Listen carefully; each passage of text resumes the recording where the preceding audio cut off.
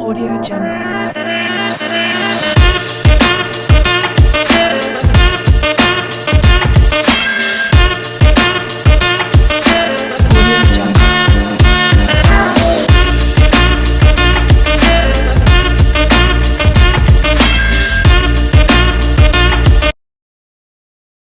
And family, I just wanted to let all of you know, thank you so much. Since we came back on June 2nd, it hadn't even been a month yet. But Croc, I posted this on Facebook and Instagram today. We have had over 1,700 views since coming back since June 2nd.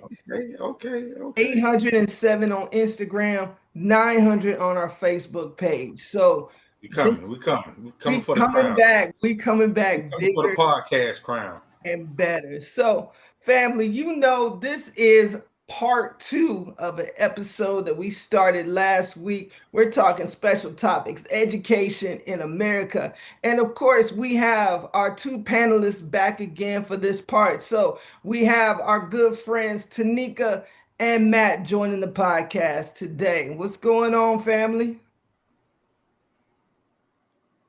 Hi. That's what you got. Welcome back. Welcome back. Woo-doo. Oh my, I tell you, it's so good to be back, me. and it's so good to have our team back together again. We thought when they broke us up, that was it, but we keep finding ways to bring ourselves back together. Family, we have not stopped meeting. This group, we get together at least once a year for the last 8 years, just spending time with each other because as teachers, the bonds that you make are unbreakable. Like soldiers, when you go through war together, when you do battle with your brothers and sisters, In the trenches. In the trenches. it Yes. is a battle. Like we are literally trying to change lives each and every day. You just can't help but grow close. You gotta have some soldiers in your corner. You gotta have look here. You gotta have some people that can stand up, on their own and stand up for you. Stand And it's up good to for be you, it's, beside you, with you. As Pick you up when you fall. absolutely, you just can't help but grow close, and especially when we spend more time in our classrooms than we do in our homes. You can't help but grow close to the people that you work with that are beside you. Now, family, there are a lot of topics that are affecting education today. We scratched the surface with the last episode, but this episode, I really wanted to dive in on some of these topics that have been hitting the news just about each and every week. And so, the first one I wanted to talk about are the Ten Commandments. Texas joins two other states in requiring the Ten Commandments to be posted in classrooms. And so I wanted your thoughts on this. What do you think about the Ten Commandments being required to be posted in classrooms? So we'll start with Tanika. We'll make our way around to Matt, Croc, and then I'll finish up with my thoughts. Wow. I just hope it takes its time getting to South Carolina. And I say takes its time because I know it's coming. So by the time it gets here, I hope that I'm no longer in the classroom because that will be one of the things that will immediately move me out because I don't want to infringe on anybody's right to believe and their right to practice their religion. It is not fair. If we're gonna put up the Ten Commandments, we need to put a Torah in the classroom. We need to put a what do you call it? A Quran in the classroom. We need to put Buddha in the classroom. We need to have something that represents each person and their particular religious beliefs. We can't infringe our religious beliefs on everybody else. That's just not fair. That's not fair. Matt? I mean, that's what private schools are for. Like, send your kid to a private school, a religious school, and have them do it that way if you really want it. There's separation of church and state for a reason. And then I'm going to piggyback on Tanika's point of like, would they be okay with the Quran being posted? They wouldn't. So then why are you trying to do that to somebody else? Croc. Are they gonna follow the commandments? That part. We talked about values or lack thereof in today's society. Almost like classroom rules, and I know they're drastically different, but my point is, we have a set of classroom rules. We have all kind of things posted in our classroom that don't necessarily get followed. It's up there, you know. Mm-hmm. And like I say, and like I agree with everybody, Tinika, Matt. You infringing on people's rights and their freedoms. You're gonna force me to look at something that's personal with you, but it don't have no meaning in my life.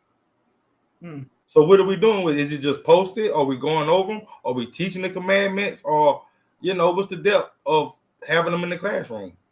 See, I'm gonna add to what everybody else is saying, and just about everybody that knows me knows that not only am I a teacher in the K through 12 classroom, but I'm a teacher in the church too. And so I am a big proponent of the values of my Lord and Savior Jesus Christ. So I say this to say, at the same time, I am a huge supporter of this country's value, or what we said was our value, of the separation between church and state. And what I personally believe should not infringe on the rights of others to believe. I can share, I can educate, I can talk about it.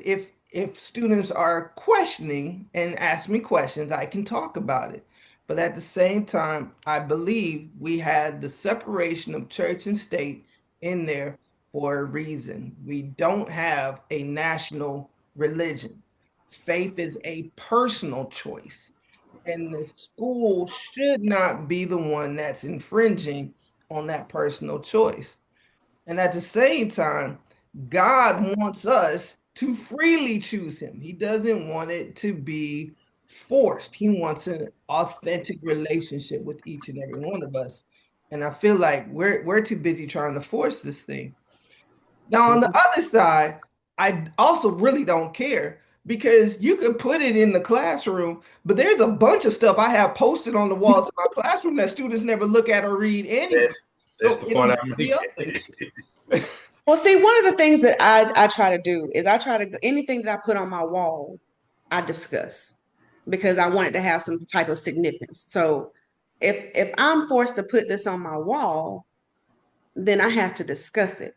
And how do I discuss something that's personal to me and something that I believe in a objective kind of way? Like, how do I separate myself as it because are we not isn't it we're not supposed to discuss our religious beliefs in with our students, right?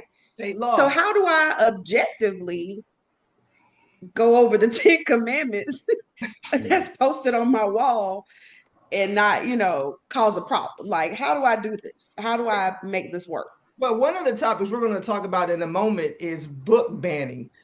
But to go with this, how do you talk about the Ten Commandments without talking about some of the taboo topics that are in the Ten Commandments? Like, for example, thou shalt not commit adultery. But you want me to have a discussion with 12 and 13-year-olds about what adultery is, or am I supposed to just skip over it? Hmm. I Ain't think this a general rule on the job? Don't even discuss religion with your coworkers, with adults. So imagine having a conversation like you say with 12 and 13. First of all, they're not gonna get it. Most of them are not gonna get it. It's gonna be over their head, and you're gonna end up going down a rabbit hole. Mhm. Because as soon as they hear something about sex, the conversation probably is gonna make a left turn anyway. You see what I'm saying? So I just don't want. I don't even want to set myself up. And then you know how kids go home and misconstrue and tell something.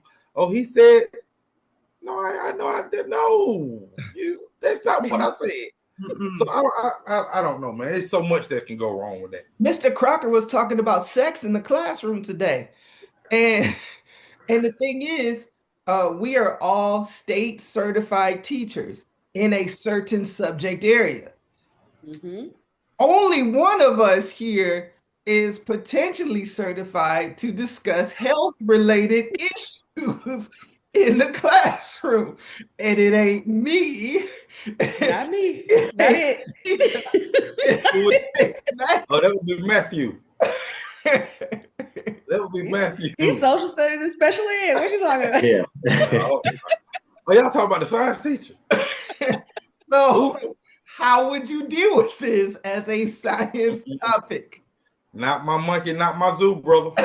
I'm gonna let your parents have that one. I will not get caught up in that Not gonna tangle take that web. one on. No. But as I a think it's teacher, how would we say no? How do we say no?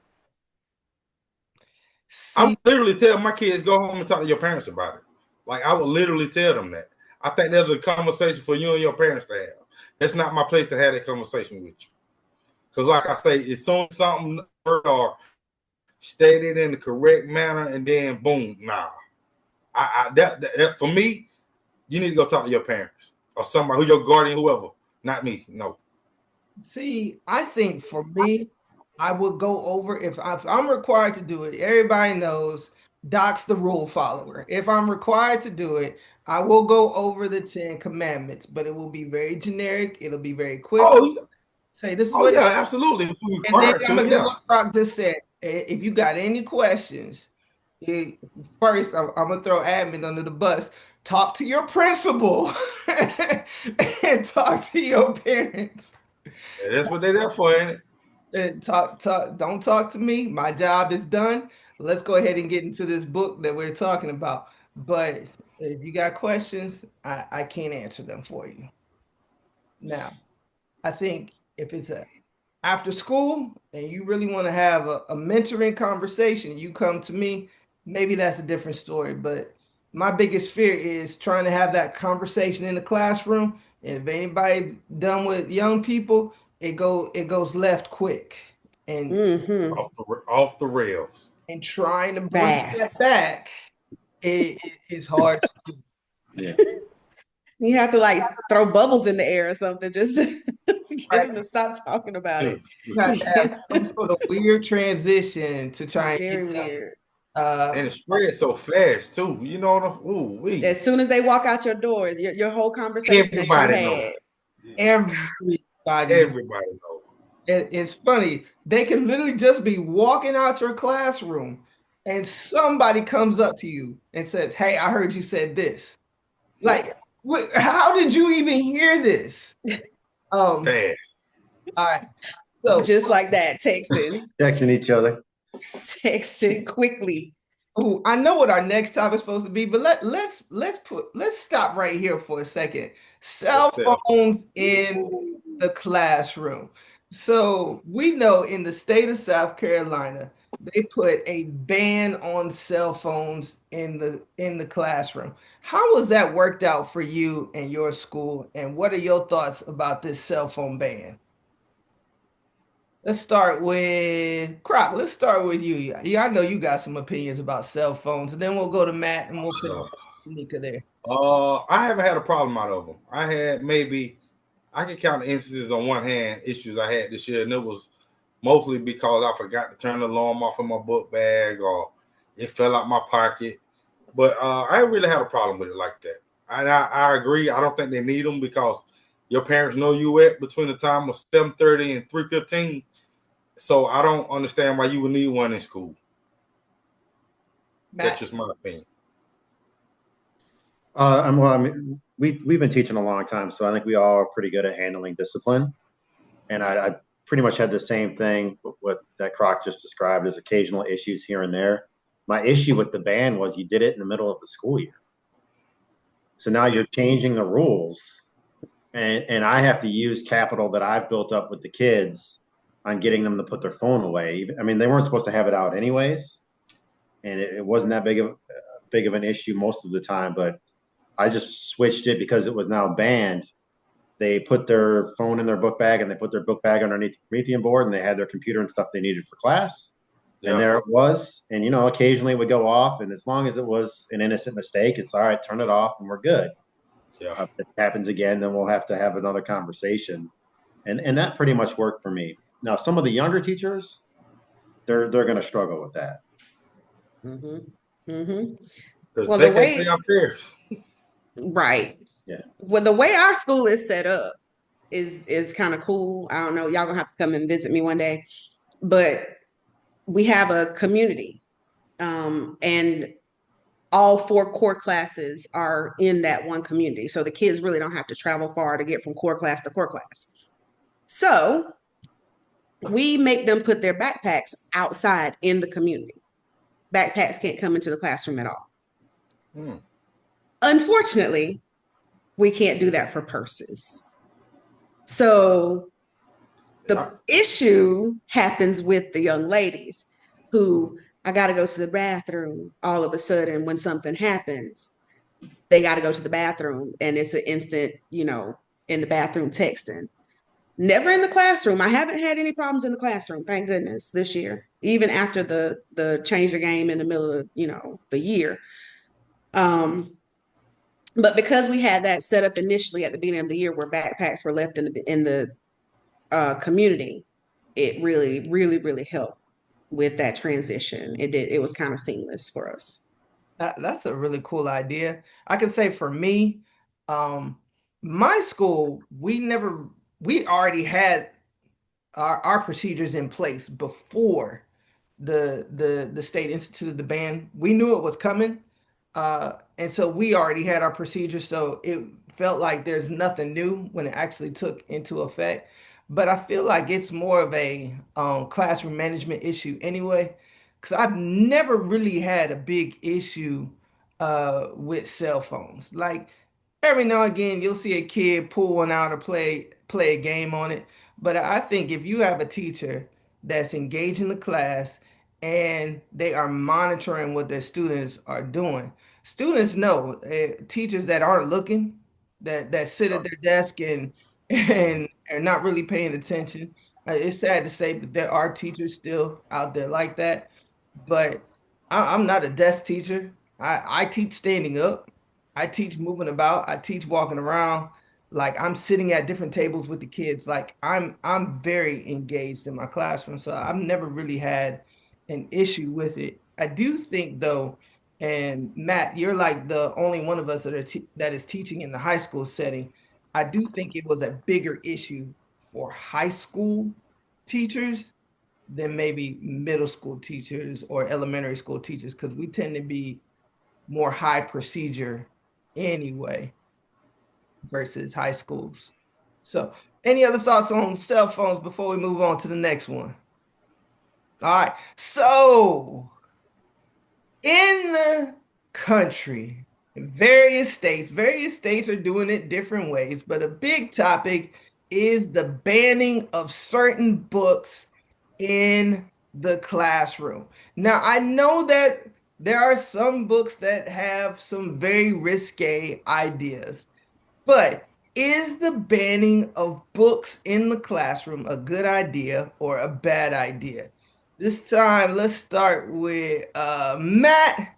We'll go to Croc, and then we'll finish up with the two English teachers uh, after that. So, Matt, what are your thoughts on book bannings? It's giving me a headache already. Um, we're banning books and they can't read. That Like part. I would love to. I have some questions for them. I want to know how long did you plan on doing this? Like, how much time did you waste coming up with a book ban that they knew wouldn't lose in court because they couldn't actually go after the people that they wanted to. So they had to give this long. Did you guys actually read the list and the stuff? It's like any like Romeo and Juliet would be banned on this book ban if they don't make an exception. Um, the most frustrating part of it is that these are books that their legislator approved. So now they're trying to take back the books that they themselves approved. And so it's a lot of lip service. I mean, are they even going to come into my classroom and check what books I have on my shelf? Please do that. Please come in and check because I'm not doing it. Um, you know, it's crazy, is what it is. We're focused on the wrong things. Croc. Matt said they ain't even reading anyway, so it don't matter if you mad. I'm sorry, hold on. Oh boy, I agree with you wholeheartedly, 1,000% on that statement. But I mean, I guess if it ain't age appropriate, then don't let them read it. That's my only opinion. Like, if it's too sexual, then get rid of it.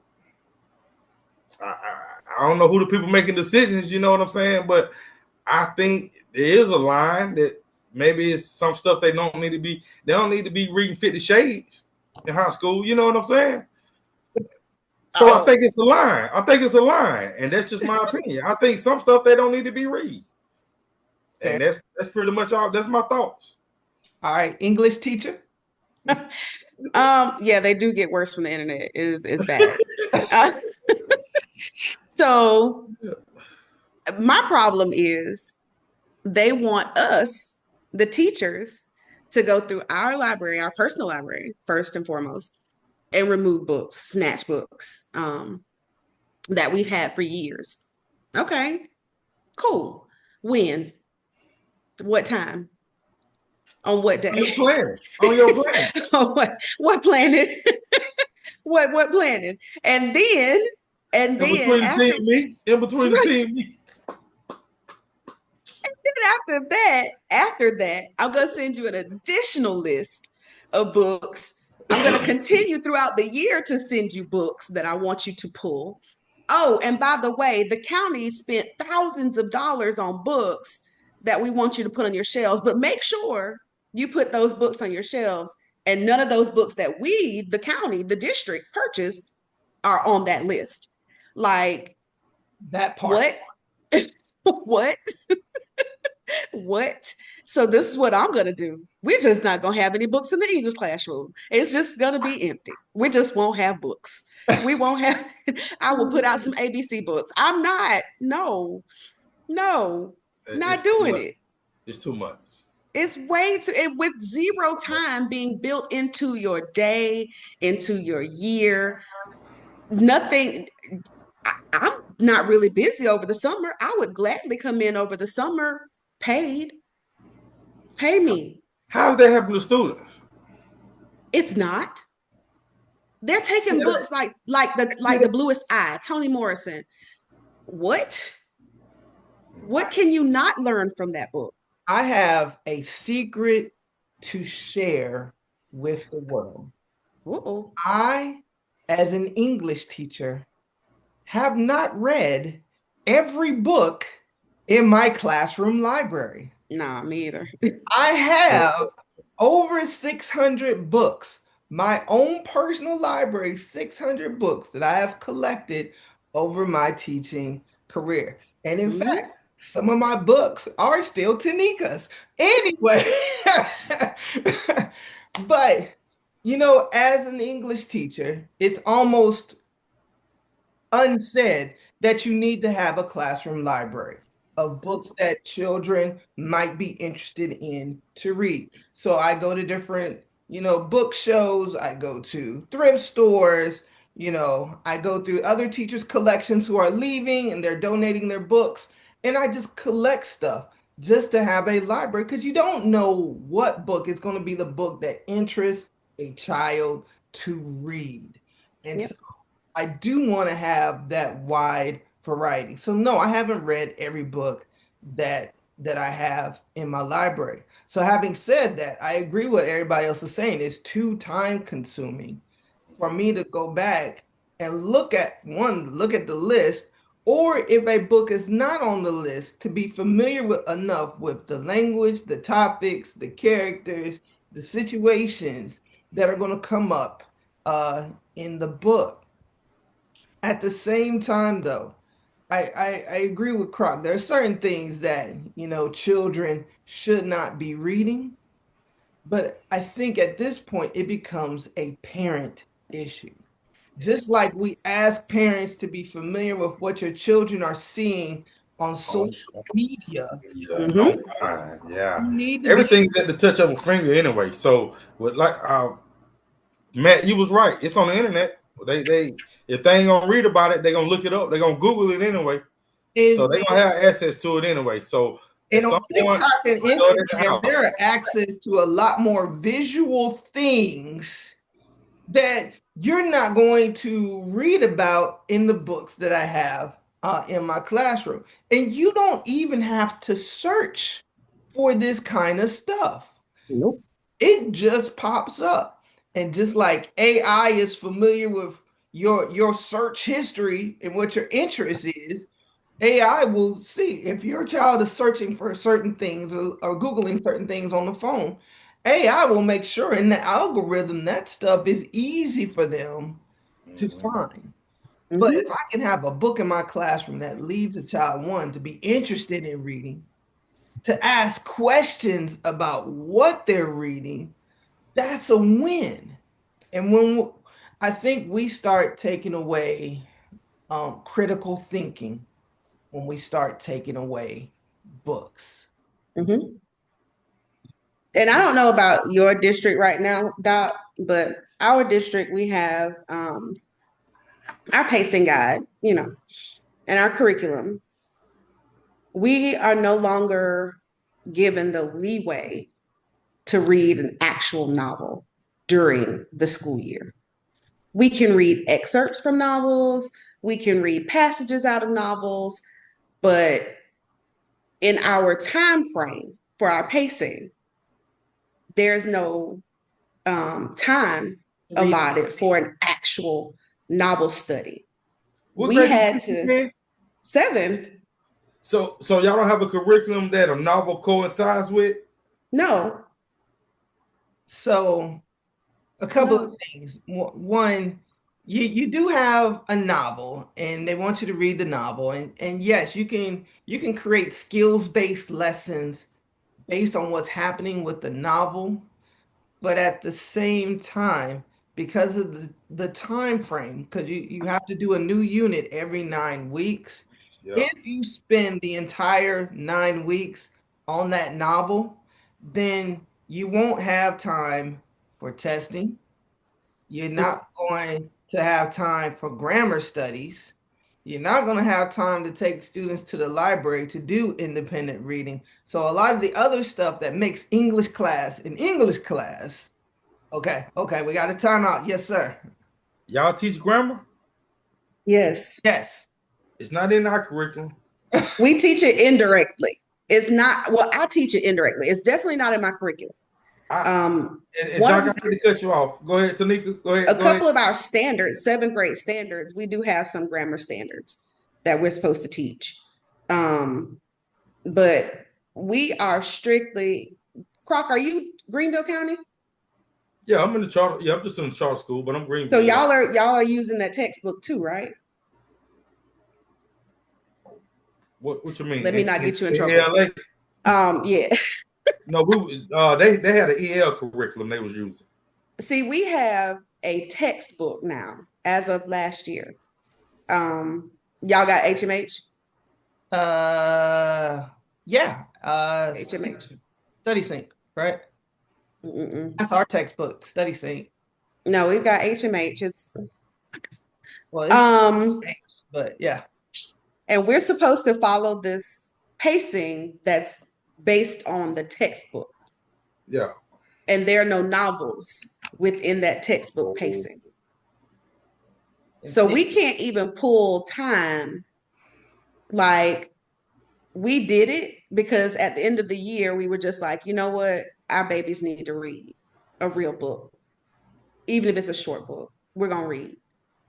Um, we could stay here for a while, family, but I see our time is headed short. We need to Oh, have just like wait. a whole podcast just on curriculum. But in the time that we have left, I really wanted to get to this next question because one of the things that has been real huge since a certain person came back into office was the Department of Education. And what are we doing with the Department of Education? And coming in, some promises were made to close the Department of Education. And I guess the way that we do that is that we put an executive from professional wrestling in as the Secretary of Education. What are your thoughts on what's happening with the Department of Education, closing it, restricting it? Is this bad for all of us or is this good for all of us? Let's go with Go to Baldy. He looks like he's busted at the seams. all right, well, let's go with Matt. We'll go to Croc and then Tanika, you'll finish this up there. Listen, a bad plan is better than no plan. Okay, I mean the Department of Education is not perfect. I'm not saying that it is, but you have no plan. You just want to close something because that's what you said you were going to do, but you have no follow up. You're just going to push it all to the states. That's what you're going to do. I mean, that's already a disaster. There's a reason we created the Department of Education to begin with. And they also handle student loans, which is a huge crisis. That's if I hadn't gotten mine forgiven under a George Bush Jr. plan, I wouldn't be making payments. I wouldn't be able to because he's getting rid of all the other stuff that goes along with it, the income driven payment plans and stuff of that nature. We should be going more towards, in my opinion, anyways, the federal government running states' education systems because we can get rid of a whole lot of waste, fraud, and abuse with all the 50 different departments of education we have now, and let's just have one that have all the same standards. And then when a kid moves from one state to go to another, they're at the same spot. Instead of what we have now, which is 50 different people running this department and just, if a kid with disabilities needs something, we're going to get rid of that. We're going to let the states decide how they use that money instead of how federal law says to use that money. There's no plan here. So each state has its own priority as far as what's important. So there's not going to be any standardization about how that money would be used if we got rid of Department of Education. Okay. Croc? I think certain demographics will be hit harder without the state of education. Like Title I schools, we all worked them, and they weren't in the best shape and they had the most funding. But I think it'll be even worse without that central department. Like with that federal behind you. So that's just my thoughts. And like I say, it is black and brown people probably going to be impacted the most. Let's just be honest. You know what I'm saying? So once again, back at square one. Tanika. Well, I agree with what you're both saying. We are going to be impacted in a way that is going to be so significant that I'm still keeping up with a lot of our kids from our previous school, and to see how they're excelling, coming from the backgrounds from which they came from.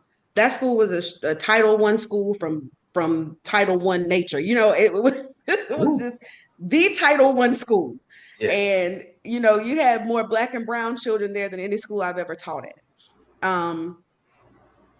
I can see the doors of that school closing because of this, because of a lack of funding, because of a lack of teachers being able to be allocated to that school to continue producing students that they weren't cream of the crop all the time, but the ones that came out on top were on top.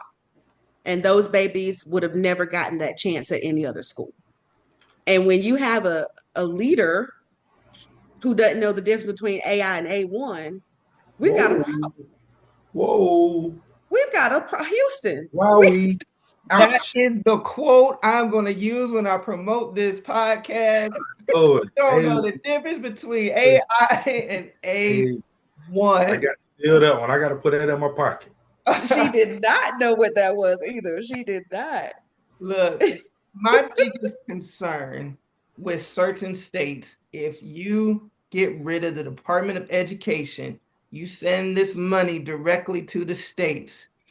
We already know that there are certain states using federal money that's supposed to go to public education and putting it into a voucher system where we're going to send these kids who are already in a private school. We're going to use federal tax money to put them into or pay their tuition in these private schools.